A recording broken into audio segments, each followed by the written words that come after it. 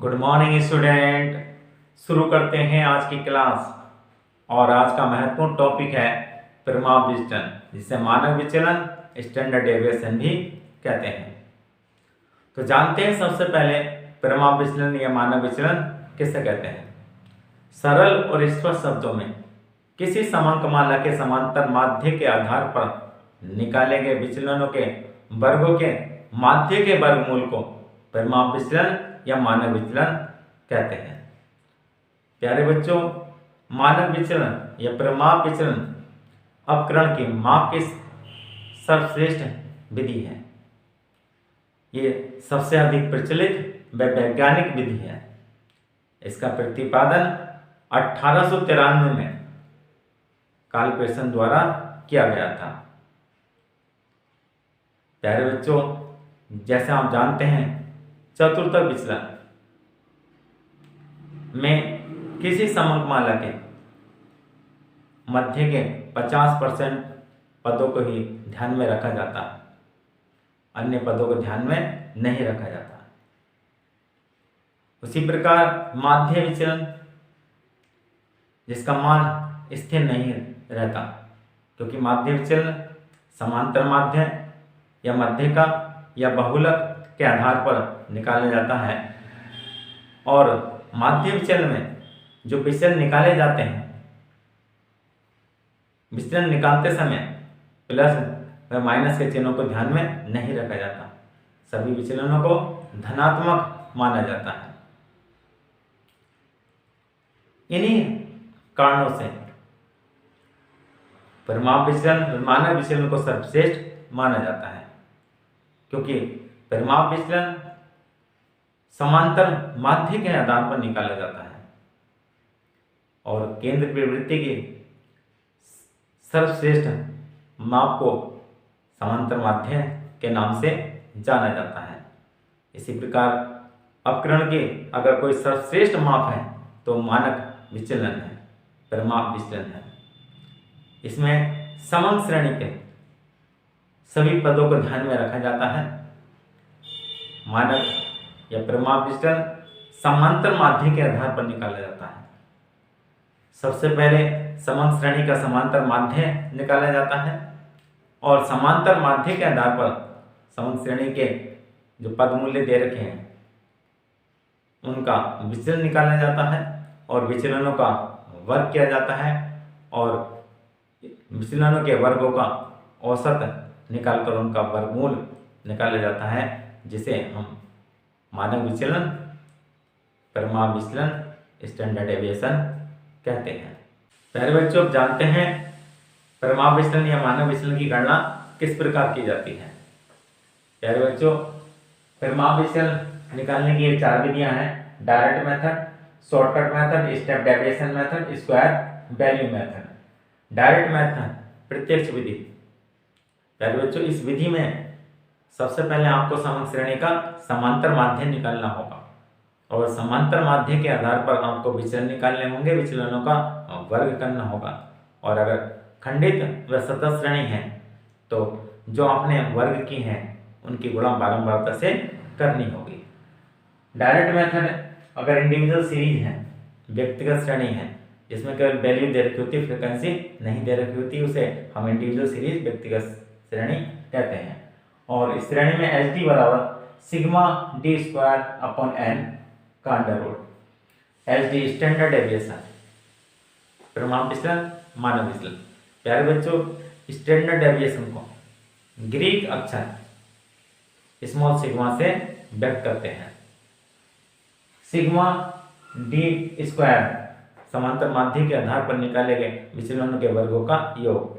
N व्यक्तिगत श्रेणी में एन बराबर पदों की संख्या होता है।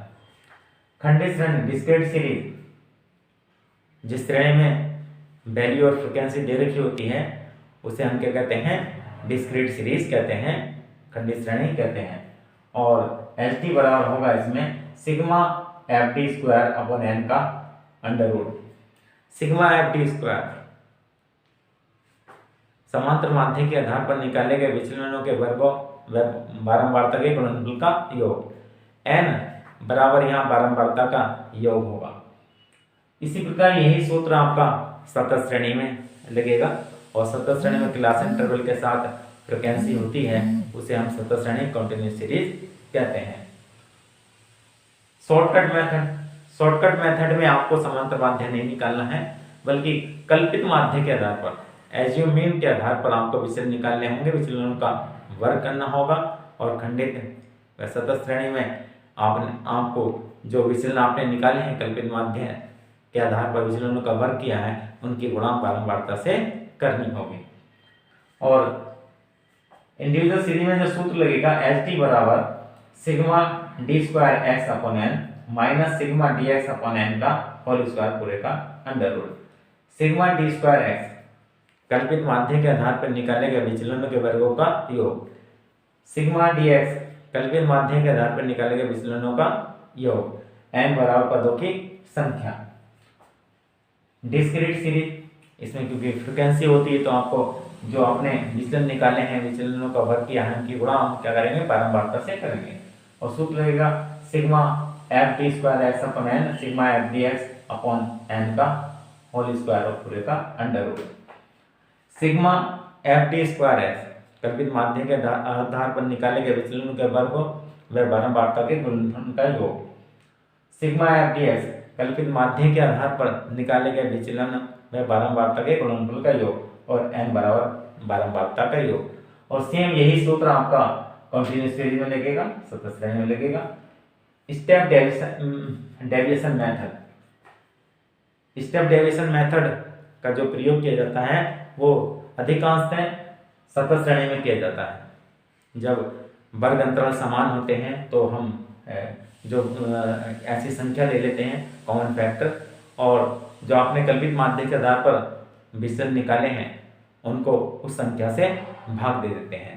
और इसमें सूत्र लगेगा आपका एच डी बराबर sigma F D step square x minus sigma F D step x upon N और का होल स्क्वायर, और इसे पूरे का अंडर रूट इंटू आई। ये अंडर रूट के बाहर है इंटू आई, आई यहाँ जो होगा इंटरवल होगा, कॉमन फैक्टर होगा, वह संख्या होगी जिससे आपने जो कल्पित माध्य से विचलन निकाले हैं उनको भाग किया है। अब आपका ये स्क्वायर वैल्यू मेथड, इस विधि में ना तो हम कल्पित माध्य और न ही समांतर माध्य के आधार पर विचलन निकालते हैं, बल्कि जो समग्र श्रेणी की वैल्यू दे रखी है उसके सीधे वर्ग द्वारा हम परिमाप विचलन मानक विचलन निकालते हैं। और व्यक्तिगत श्रेणी में जो सूत्र होगा एच डी बराबर sigma x square upon N minus sigma x upon N का होल स्क्वायर पूरे का under root. Sigma x square जो मूल्य दे रखे हैं उनके वर्गों का योग, सिग्मा एक्स जो मूल्य दे रखे हैं उनका योग, और एन यहाँ पदों की संख्या। और अगर आपकी डिस्क्रीट सीरीज और कंटिन्यूस सीरीज है उसमें होगा एच डी बराबर sigma F x square upon N minus sigma F x upon N का होल स्क्वायर पूरे का under root. Sigma F x square जो आपने मूल्य के वर्ग निकाले हैं और उन वर्गों का बारंबारता के गुणनफल का योग, सिग्मा एफ एक्स मूल्य व बारंबारता के गुणनफल का योग और एन बारंबारता का योग। और यही जो सेम सूत्र सतत श्रेणी में लगेगा। इस प्रकार ये आपका स्टैंडर्ड डेविएशन निकल कर आ जाएगा। और अगर आपसे क्वेश्चन में परिमाप विचलन गुणांक निकालने का कहा है, कोएफिशिएंट ऑफ एच डी, तो कोएफिशिएंट ऑफ एच डी का जो सूत्र होगा एच डी अपॉन एक्स बार। और अगर विचलन गुणांक निकालने के लिए कहा है कोएफिशिएंट ऑफ वेरिएशन, तो कोएफिशिएंट ऑफ वेरिएशन का जो सूत्र होगा H D upon x bar into 100। और अगर वेरिएंस निकालने के लिए कहा है, प्रसरण निकालने के लिए कहा है, तो उसका सूत्र होगा वेरिएंस बराबर एच डी का स्क्वायर, और एच डी बराबर वेरिएंस का अंडर रूट होता है। प्यारे बच्चों, इस प्रकार ये परिमाप विचलन के सूत्र थे, और उम्मीद करते हैं सभी बच्चों को आज अच्छी तरह समझ में आ गया होगा कि परिमाप विचलन किसे कहते हैं और परिमाप विचलन निकालने के कौन कौन से सूत्र हैं।